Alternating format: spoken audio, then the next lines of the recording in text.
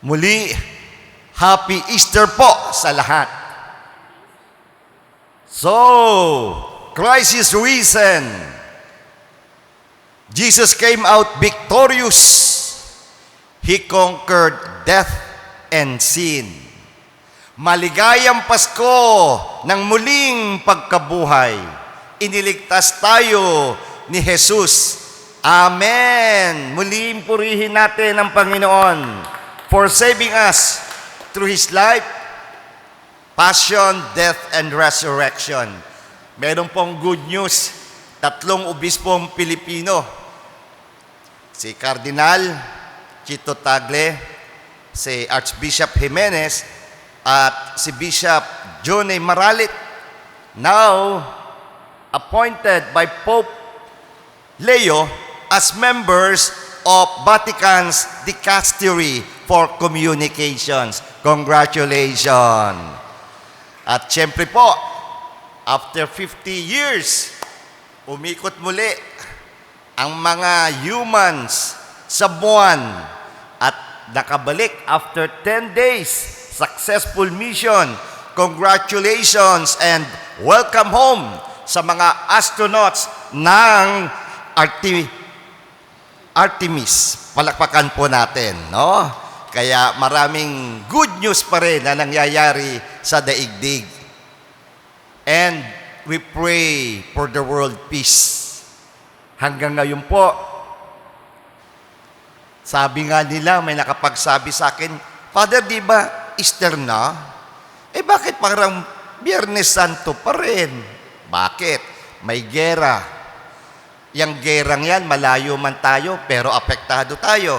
Ang mahalan ng diesel, ang mahalan ng mga gasolina, at ang mga bilihin. Ang daming pagsubok.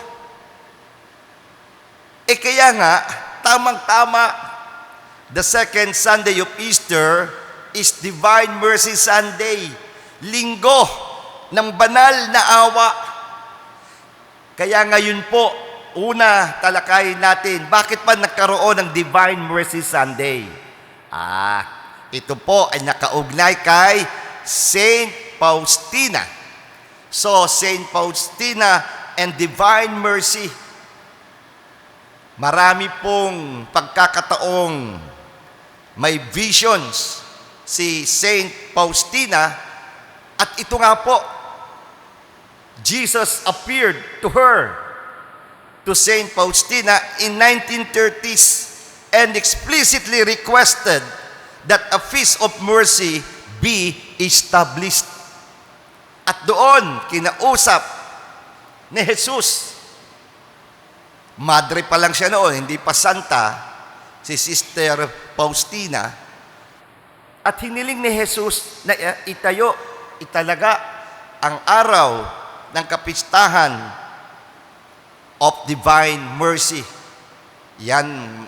At dito po, sabi ni Jesus sa kanya, na sinasabi sa ating lahat, ninanais ko ng kapistahan ng awa ay maging isang kanlungan at silungan para sa lahat ng kaluluwa, lalo na para sa mga makasalanan. Ang kapistahan ng awa ay nagmula sa kailaliman ng aking giliw at pagmamahal. Yan ang mga katagang sinabi ni Jesus kay Sister Faustina. Kaya dito nga sa Pilipinas, grabe na po ang debosyon sa Divine Mercy. At kilala nga natin ang dalawang mga pari na talagang deboto, si Father Pros at si Father Nap, dyan po sa Bulacan. At magandang nandyan po ang Divine Mercy. At dyan din sa Mindanao, sa El Salvador. So, paano ito naging official? Ito po ay official na itinatag na dating Santo Papa na ngayon ay santo na rin. Saint Pope John Paul II noong ika-30 ng Abril, tamang-tama, year 2000, kasabay ng kanonasyon ni Saint Faustina Kowalska. That's her full name. Kaya nung siya ay nakanonize, doon din itinalaga ni Saint Pope John Paul II ang kapistahan ng Divine Mercy. So, ngayon, second Sunday, Divine Mercy Sunday, we are still within the octave of Easter. Swak na swak pa rin. Ito ang huling araw ng oktaba ng Pasko ng muling pagkabuhay. At bakit ito nakadikit? Napakaganda. Resurrection is the ultimate act of God's mercy toward humanity. Kaya damahin natin sa mga pagsubok na ating nararanasan. Easter na nga, pero may mga pagsubok pang ito. Damahin natin ang awa, habag ng Diyos sa sangkatauhan. Pero kung titingnan po natin, saan nagkumpisa ang awa at habag ng Panginoon? Aba, balikan natin ngayon ang mga ebanghelyo. Jesus showed compassion and mercy to the apostles.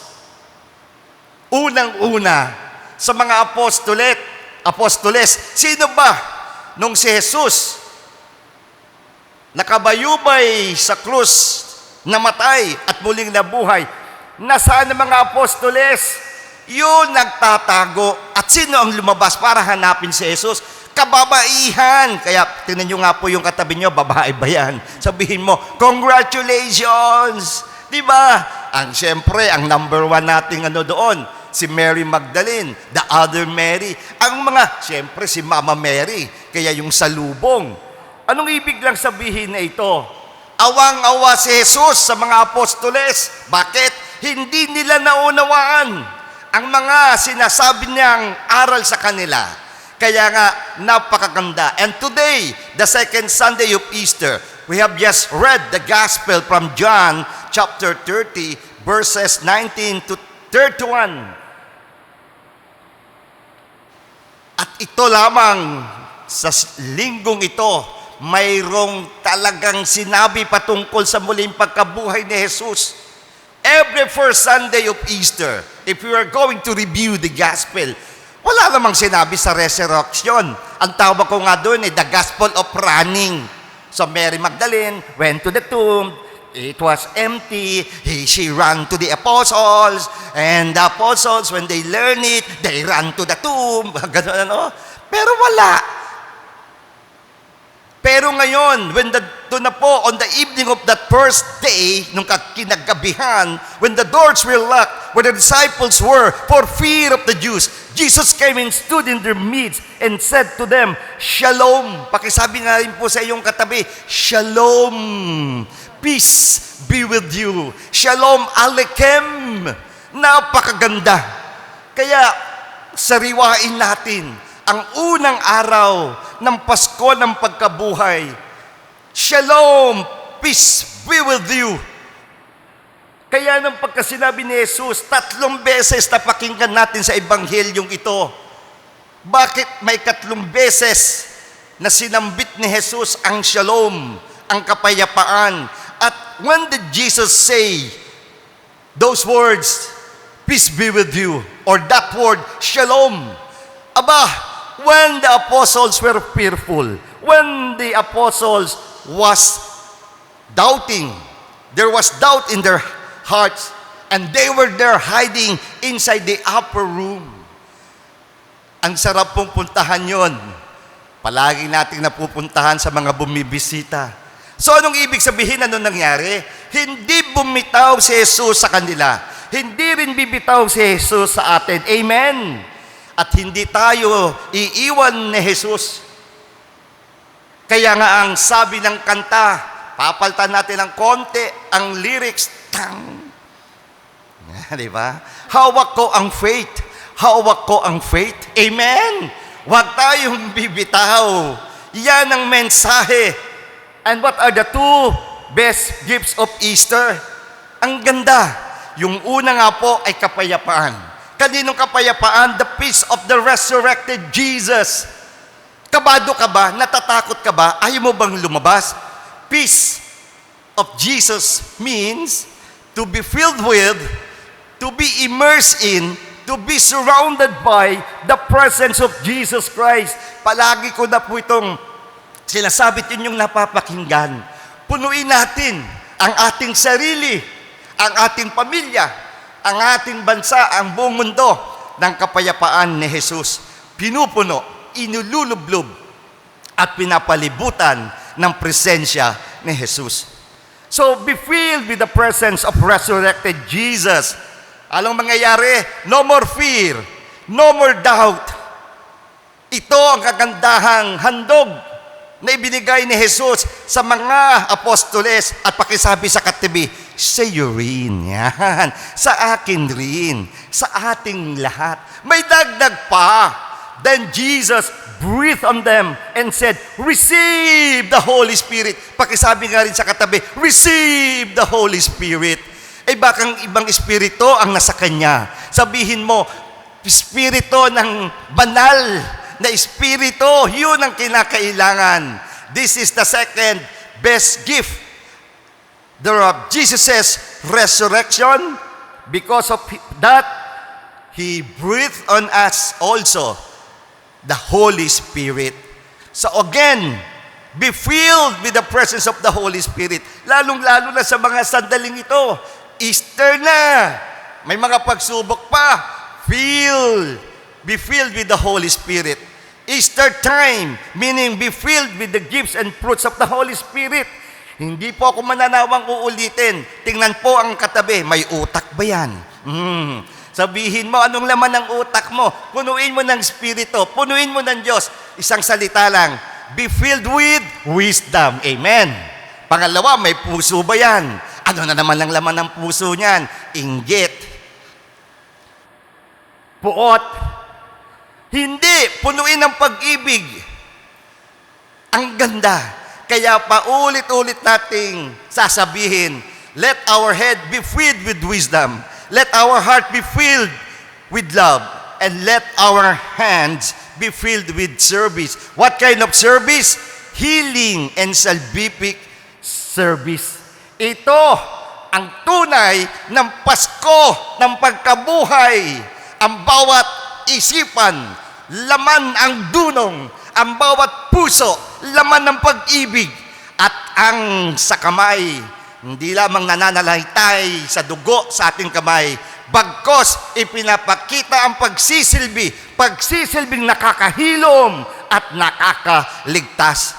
At atin ding gunitain ang nangyari sa upper room nang siya'y pumasok sa nakasarang pintuan sa pangalawang pagkakataon. Wala noong una si Thomas at ngayon na andoon siya. And Jesus told Thomas, do not be unbelieving but believe. Sinasabi rin yan sa bawat isa sa atin. Kaya nga sabihin mo sa iyong katabi, huwag ka nang matakot at huwag ka nang mawalan ng pananampalataya. And with Thomas, sapagkat naidikit na ang kanyang mga daliri sa tagiliran ng katawan ni Jesus, and we say with Thomas, my Lord and my God. Amen. Imagine, close your eyes, bow your heads. Tayo si Tomas, hinahawakan natin ang sugat ni Jesus sa kanyang kaliwang bahagi ng katawan. Damang-dama din natin ang paghihirap, ang kanyang kamatayan sa krus. At ngayon, napapalta ng tuwa ang takot, ang pagdududa, sapagkat nasa ating harapan ang muling nabuhay na Panginoong Heso Kristo. Blessed Easter 2026. Happy Mercy Sunday. We are the Easter people. And Alleluia is our song. Sabi nga ni Saint Augustine. Kaya, Q&A, feel mo, gets mo, gawin mo. Purihin natin ang Panginoon.